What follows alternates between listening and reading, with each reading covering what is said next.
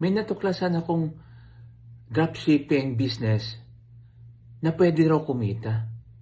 Ang kagandahan dito, online mo siyang gagawin. No registration fee, no royalty fee, no monthly subscription, no inventory.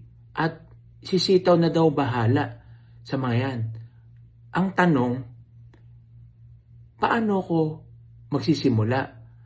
At saan ako magre-register? So ito, tunghayan po natin kung paano mag-register. Hello mga partners, bali ang gagawin po natin, yung pinasa ko po sa inyong link, i-click nyo lang po yan. Pagka-click nyo po, wag muna po kayo dyan mag-register, no?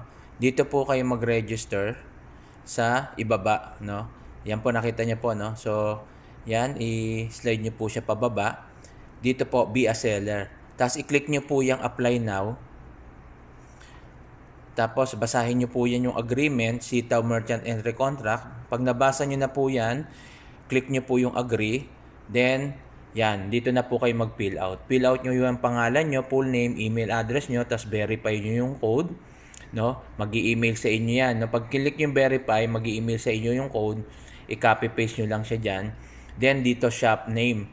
Sa shop name, pili ka ng pangalan ng shop mo. Tapos, lagay mo po dito yung aking referral code na 5717717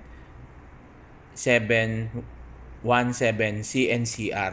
Yan, okay? Pagkalagay nyo po dyan, pili po kayo dyan kung anong ID yung meron kayong available dyan.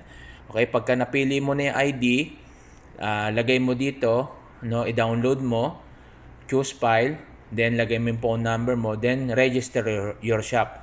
Then after 24 hours, no, i-check nyo lang po yung email nyo at mag-i-email sa inyo si Sitaw na your store has been approved. Kapag na-approve na po yun, kontakin nyo ako, sabihan nyo ako. Wag muna po kayong kukuha ng mga products, no? Kasi meron po tayo, may strategy techniques dyan. Kasi once na kumuha po kayo ng products, ay tatambakan na po kayo ng orders. Okay? So, yan lang po at maraming salamat. God bless.